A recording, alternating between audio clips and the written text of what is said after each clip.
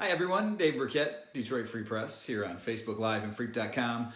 Figured we'd talk a little schedule release. The schedule just came out, and the Lions, as everyone probably has seen by now, will be opening the season at home against the Chicago Bears. They close the season at home as well, so a couple close the season at home against the Minnesota Vikings, so a couple division games to bookend this schedule.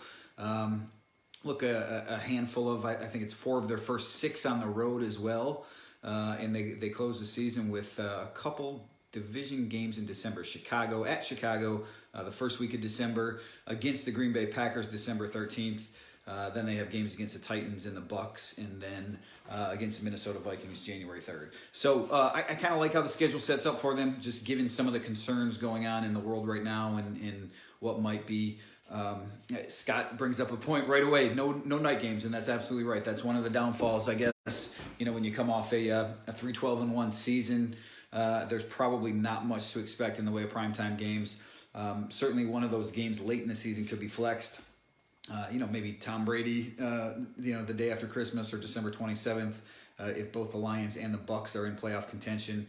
The Titans game is a Saturday-Sunday start as well. So it's not without possibilities of having a primetime game, but none on the schedule right now. But regardless of that, I think it sets up good for the Lions for a couple reasons. I fully admit, you don't want necessarily 4 of your first 6 on the road, and there's 2 back-to-backs in there. I think Matt Patricia is 0-3 in the second half of back-to-back road games so far in Detroit, if I remember that stat right. But look, we don't know what's going to happen to the schedule, right? And the thing that really struck me about it was that there was no... I guess the NFL didn't go out of its way to cluster the non-conference games so they could easily lop off a month or 2 weeks or whatever might be needed if the coronavirus fears linger on. So they're certainly preparing for every team to play a full slate of 16 games this fall. I'm sure there are contingencies going on behind the scenes, and if you read what I wrote on Freep.com, you'll know that the Lions are making those contingencies as well. They did not want to share them when I talked to them the other day. Same thing, Wayne County health officials, they sort of passed the buck, and they said it'll be up to the league, it'll be up to the state as to whether fans can get back in the stands and what that would take. But to further my point, look, we don't know what the world's going to look like 4 months from now when the season is supposed to start. We certainly don't know if fans will be let in the stands. We don't know if it'll be less than full capacity. I'm sure a lot of you out there saw what the Miami Dolphins, some of the plans that they released the other day, sort of a capacity of 15,000, let's say, fans being allowed in the stadium and out in a very orderly fashion. Look, if that's the case, if the first, 2 months of the season, if there are no fans, maybe that helps the Lions to have this sort of schedule. I mean, maybe I'm stretching here, but look, you're playing 4 of your first 6 on the road, right? You're not going to have much of a home field advantage for your home games. And certainly that could hurt the Lions against the Bears in the opener, but they're going to Lambeau, tough place to play. Perhaps no fans there. Atlanta, it's a dome. Maybe that's a tough environment out there. You don't have any fans. And conversely, the Lions have 5 home games in the second half of their schedule. And if you're a fan out there and you really want to see Tom Brady play, you should be, thanking your lucky stars that's in week 16. So I think there's a better chance that fans could be in the stands then than there would be had that game been in, week 2. So, look, I don't think the schedule is great. I don't know what would constitute a great schedule. I don't think the schedule is bad, but I think there might be a little silver lining in there for the Lions in terms of the way things are lined up, just based on what's going on in the world right now. All right, let me get to a couple of your questions, and I'll give you some more thoughts after. All right, Scott, we already touched on that, right? No night games, like you said. I know, for fans, that's a disappointment. You like to see some of those primetime games. For beat writers, we don't mind it. We don't mind not having to work until 3 a.m. after a game, assuming we're back in the stadium anyway. But again, maybe something happens late in the season. There's certainly the possibility that some of those games can get flexed, but you just have to realize that, look, the Lions coming off a 3-12-1 season, they don't deserve any of those games. In their schedule, you look at the divisions that they cross over with, especially in the AFC. Even though the Texans are a pretty good team, the Titans are a pretty good team, they're not sexy TV draws, So I don't know that there's a lot. It's not like they're playing the Steelers or the Giants even have that major market. The Saints are going to have their share of primetime games, and certainly there's not one against the Lions. So the Bucks too with Tom Brady, but none of those teams is a huge market draw, prominent franchise, sort of draw that is always going to get put in prime time no matter how they are. So Jared asked about the early bye. I haven't talked to any players about that now. Obviously the schedule just came out, but just anecdotally from the past, I think players would prefer a bye in the middle of the season, and especially this year because again we don't know what the offseason is going to look like, what training camp is going to look like, right? What if training camp is condensed in some way and there aren't those as many preseason games or some of those opportunities? Who knows if they will, if perhaps if the preseason is condensed, you would like that by even a little bit later, to save the body. But I will say this, the Lions, historically have had pretty tough training camps under Matt Patricia. So it's not a bad thing necessarily that they have that bye early in the season. But yeah, certainly to play on 12 straight weeks, that's less than optimal. But as I said, it sort of splits up. They have the two sets of away games. I know the Saints are right before the bye, but they have the two away games in September and then two more in October. So I wouldn't look at it as a total bad thing. You want it later, but it's not the worst thing in the world. All right, let's scroll through here. Yeah, does the season start on time, John? That is it's $1 million question. And look, I've said this before, man. I have my doubts about when the season starts, right? I just logistically, I don't know how it can happen, with the way things are right now. I certainly think, and I've said this before, that the NFL is going to do everything in its power to get games in, right? Teams certainly want to get games in. Players want to get games in. I mean, everybody wants. There's a huge financial element here at stake with getting the season going, and there's a lot of people that stand to make a lot of money by playing these games. So I continue to believe that everyone will do everything within their powers to have these games going, but. I am a little bit fearful of a second wave of corona, given the reports. And I wonder just how realistic it is to play these games. I mean, if you have, let's just say, 90 in training camp, but let's say 65 players on your roster, right? Plus coaches, support staff. I mean, in the building every day, there's going to be roughly 100 and let's say 25 people, all right, that have to be there. Video guys, coaches, trainers, just throwing out a number. So 125 people every single day that are going to be there. If one of those people test positive for corona, what happens? I mean, do you have to contain the whole team for 2 weeks? How does, if your starting quarterback goes down, I think there are just so many logistical things, hurdles to jump through that I don't know. I think the NFL is fortunate that they will have perhaps some test cases from other professional sports leagues. I saw the German soccer league is starting up here in a couple weeks. Baseball, if they try to play a truncated schedule, the NBA, the NHL, if they try to do their playoffs, it will be interesting to see how they go about doing this. Are they gonna quarantine teams? Are they gonna play in the biodomes, right? Keep them in separate places. Or certain places, I guess, to play their games.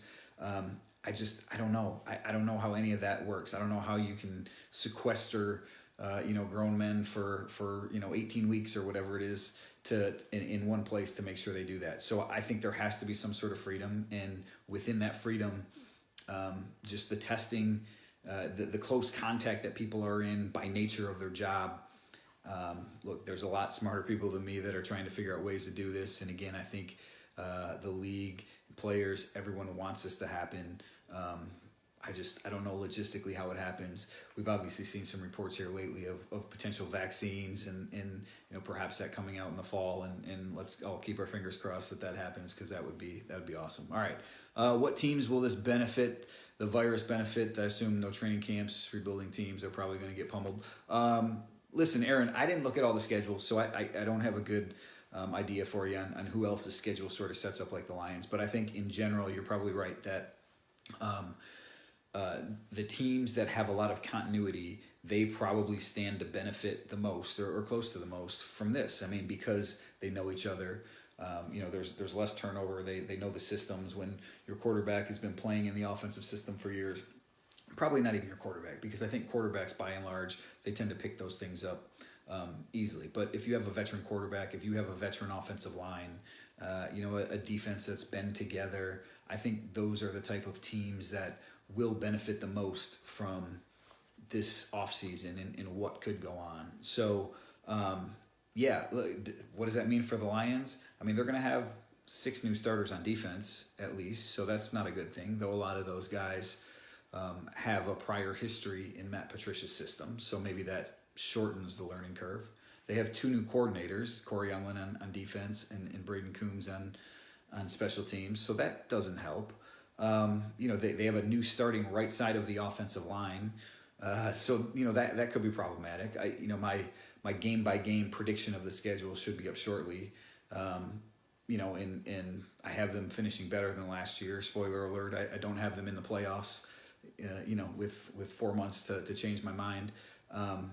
But I don't think this necessarily helps the Lions, though they do have a veteran team. But I think the fact that they have 2 new coordinators, a new right side of the offensive line, so many new faces on defense, I think that could be problematic. So there's certainly some, something to the point that you're bringing up. Jacob asked about Matthew Stafford's back. How's he doing, Jacob? Bob Quinn said he's fine. He said if the season started today or if they were out on the field for workups, that Matthew would be out there with them. So that's a good thing. He said that about Joe Dahl. I think most of the Lions injured players are sort of back to where they need to be. I don't sense any super long-term concerns with anyone, Matthew Stafford included. Joe Dahl, I had his injury raised to me a couple times by people across the league. So that's something to keep an eye on. But look, Matthew Stafford's injury, we've talked about it before, right? There's 2 years ago, it was the lower part of his back. Right, last year it was sort of the belief is it was a compression fracture in the upper part of the back, and 2 separate parts of the back, so 2 different injuries. The second one obviously a little more serious since he couldn't play, but it's also sort of protected by the rib cage there. So to me, 32 years old, 2 straight seasons with back injuries, it's always risky, but from everything everyone has said, they expect Matthew Stafford to be fine and on the field when need be. Jer's plugging his, check out his column at the Sideline Report. Did you write about the schedule? If you did, we'll check that out later, Jer. Bennett, so will this be the first time you cover a 16-0 team? I covered that 0-16 team. I was at the Oakland Press for that season, so it'd be nice to flip that sucker around. I guess I could probably write a book about it, right? From 0-16 to 16-0. Keep hoping, Bennett. But again, I think the Lions will be better this year. I don't think they'll be. I didn't put them in the playoffs in my my little way too early prediction, but I do think they're going to be better. And frankly, I don't think the NFC North. I've said this before. I don't think the NFC North is that great. All right, there's no Kansas City Chiefs, right? There's no great team in this division that you really have to fear. I think the division is totally up for grabs, and that includes the Lions. I would put the Vikings as the favorite to win it right now. The Packers, certainly you can't rule them out. Aaron Rodgers, that defense played well last year. I wonder what the Jordan Love draft pick is going to do to him into that locker room. The Bears, look, until they have a quarterback, and I'm not trusting Nick Foles or Mitch Trubisky. I don't know if they can repeat what they did 2 years ago. But they're, good defense, so good team. Same thing. I think the Lions have a pretty good offense. So, you can throw them all in a hat and mix them up. And again, I would give the Vikings a slight lead right now, but none of those teams strikes me as a great team. And for that reason, I think, everyone pretty much has a chance. Mike asked thoughts on seeing Brady in late December, possibly fighting for NFC playoff position. Absolutely. The Bucs should be a good team this year. Look, Brady just doesn't lose, right? We know how he is. So maybe there are some playoff implications in that game. But beyond that, I wrote this in my my sort of quick hitter on the schedule. fans be happy that you get to see, hopefully you'll get to see Tom Brady, right? Because if it's early in the season, who knows what's going on with Corona. So at least there's a chance that you get to see Brady. Makes for a good stocking stuffer if you could get some tickets too, right? Get some tickets for your kids, throw them in their stocking, and then all of a sudden, they wake up on Christmas morning, they'll be stoked to go to the game the next day or two to see them. Mark asked, my gut feeling, yes or no, do the Lions start playing September 13th in some capacity? Again, man, that's a excuse me, that's a tough one. I think they want to get this thing in, but the fact that the NFL has said, that they want this normal sort of season, that's what they're planning for, a traditional season, I think was the word they used. I just don't see how that can happen right now.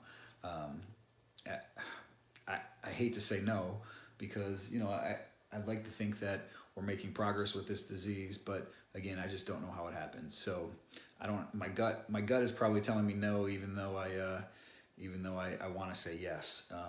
But we'll see. Like I said, I think the NFL is very fortunate that it has Major League Baseball, Major League Basketball, soccer, hockey, these things that will try to go off before, so it can sort of, see what to do and what not to do, take the best practices and try to put those into effect.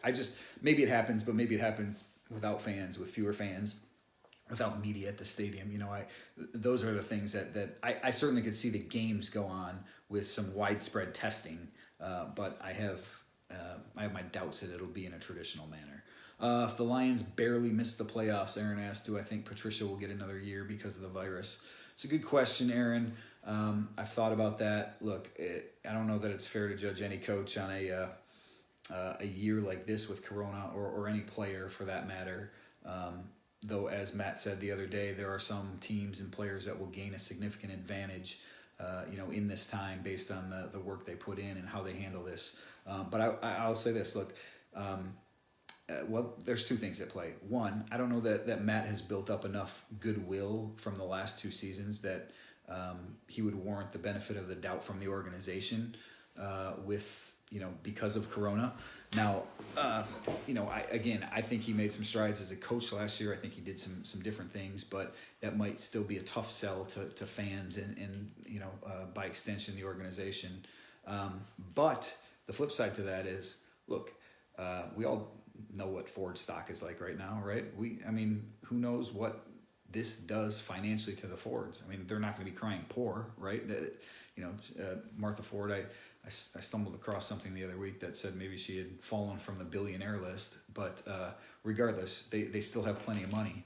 But it would be something to consider, or something that we'll have to keep an eye on as the season goes on. How that may weigh into plans as well. Mike says Brady and Breeze at Ford Field. Yeah, two of the best. Two of the vets. This might be the last chance to see both of them. Drew Brees, look, this might be his last hurrah. He might be going into TV next year. So, go see him if you can. Same with Tom Brady. Who knows if he gets back? I thought we maybe saw the last of him the other week.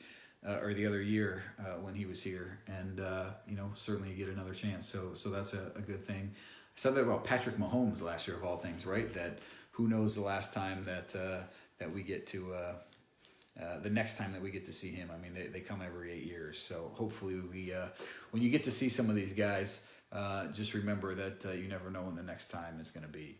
Mike says Jacksonville will be Detroit South on October 13th after the bye, just like the Dolphins game. Yeah, you're probably right. They certainly don't pack them in down there. But Mike, I don't know. Are fans going to be traveling to games this year? I wonder what games will look like in terms of how many fans will pack into stands to sort of see their team play this year. That's the thing I guess I have as big a concern about as anything is what does it look like from that standpoint, because I know even when this virus lifts or the stay home order lifts, as anxious as my family and I are to get back out and do things, I don't know that we're going to be rolling out to bars and restaurants and jam packing ourselves into places anytime soon, and I wonder how many other families, how many other people will feel that way as they try to get in games. So I think your point is probably right, that there will be a lot of Lions fans there. I just don't know what some of these stadiums will look like in the fall. All right, so a couple last things here before I get rolling, because I know some of you guys want to get out and watch those shows on TV, NFL Network, ESPN. So they break everything down. Just a couple things that struck me. All right, number one, I'm looking at my story here for a quick refresher. But second straight year, the Lions are playing on the road the week before Thanksgiving. Not a huge thing. I mean, not a huge travel. They're in Carolina this year. They were in Washington last year. Lost to Washington last year. Lost on Thanksgiving. Be interesting to see, what happens there. And again, I did not look at the entire schedule, so I don't know if Houston. I would assume Houston is at home that week since they're traveling anyway. But I don't know for sure if the Texans are at home or not. Lions-Texans, of course, Thanksgiving Day. First time those two teams have played in Detroit since the last time they played on Thanksgiving. And that, of course, was the Justin Forsett touchdown game. Jim Schwartz throws the challenge flag when he shouldn't have. The touchdown stands. The Lions lose in overtime. Just will remind Matt Patricia not to throw any flags. Challenge flags prematurely anymore. But oddly enough, and this is crazy, some kind of how my mind works, I guess, with the writing side of it, I guess. As I was thinking about that and sort of the storylines that go along with that, it also popped into my head that hey, Steve Gregory, the Lions' new secondary coach, he was an assistant secondary coach last year. He was the guy on the butt fumble game with Mark Sanchez. So there's some weird, Thanksgiving juju, I guess, this year with everything, Lions related. Gregory coaching in that game and Texans coming back. Should be a good game though. I'm glad the NFL put Deshaun Watson on Thanksgiving. Be a good showcase for him. Preseason games, if you guys did not see those, the Lions play the entire AFC East this year. Patriots, they open up in that. Look, expectation is that they would have another set of joint practices with the Patriots. They did it last year in Detroit. It makes sense for them to go to New England and do it this year. They'll play at New England. They do have a primetime preseason game. That's week 2 against the Jets, 8 o'clock ESPN game on Ford Field. 7 games against the 2019 playoff teams for the Lions. 5 playoff teams. Of course, they play the Vikings and the Packers each twice. But, the Texans, the Titans, who else we got? The Saints, right? So there's look, the Lions are going to play some, there should be some good games on the schedule. I'll throw Arizona in there too as a game I'm excited to see. Kyler Murray, I would like to see how that offense looks in year 2, especially after the trade DeAndre Hopkins earlier this year. One other note, 5 of this year's top 10 draft picks on the schedule, including Tua, who they'll play in the preseason. But all the other guys the Lions were considering basically in the draft. Chase Young, had he fallen, we get a chance to see him. Derek Brown, Isaiah Simmons, even C.J. Henderson, the other top cornerback. So we'll sort of get to compare Jeff Okudah, the Lions' number 1 pick, to all those other first-rounders that we see. And that just ties me into Mark's last question here about, do I think John Pennicini will make an impact on the D-line? He was a better pick than Lucky, his teammate at Utah. I don't think he's going to make an impact because, look, he's a run-down player, right? And that's what they signed Danny Shelton for. And it's not like Danny Shelton is playing all 3 downs. Danny Shelton will be in there for rundowns. And John Pennicini will probably be inactive for, a lot of games. If Shelton gets hurt, Pennicini is the guy that steps in. I think it's probably a little too early, too premature to say that he's going to be, an impact player. But essentially he can be what Johnson wasn't for him last year, which is, they hope to be sort of the heir apparent at nose tackle. Bob Quinn had said John Pennicini was a guy that they had circled early on as sort of a late round answer to that defensive tackle position. So when they missed out on some early round guys, they just sort of, let that position pass until late in the draft because they figured they could get Pennicini there. So they certainly like him. And when I say I don't see him making an impact, that's not to say he's not going to be on this team. I just don't think that the way the Lions use their defensive linemen, the roles that they have in mind for these guys, I don't think that John Pennicini will have much of an impact this fall. Certainly down the road, that could happen. I guess that about does it. That for my initial thoughts on the schedule. I'll let everyone get out there to go watch those shows on TV. But again, look, Lions, it's going to be exciting. Hopefully we get all these games in this year. I'm anxious to see what the fall looks like. I know everyone else is as well. But look, as I said, Lions opening the season against the Chicago Bears at home. They closed the season at home against the Minnesota Vikings, so they have a shot to make the playoffs this year. I did not predict it in my way too early schedule, but I sort of like how the season sets up. My game-by-game predictions are up on freak.com if you want to check those out. And if you have any other questions, make sure you hit me up on Twitter or email. Thanks, everyone, for joining me here on Facebook Live and freak.com.